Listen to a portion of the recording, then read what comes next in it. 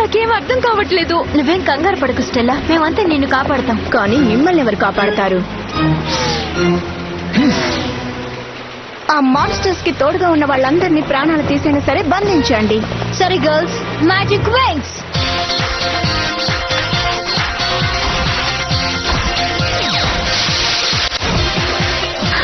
అరే, నా శక్తులన్నీ ఏమైపోయాయి నాన్న? సైనికులారా, ఆ మాన్స్టర్ వల్ల మహారాజు వారికి ఏ ప్రమాదం రాకుండా దాన్ని బంధించండి.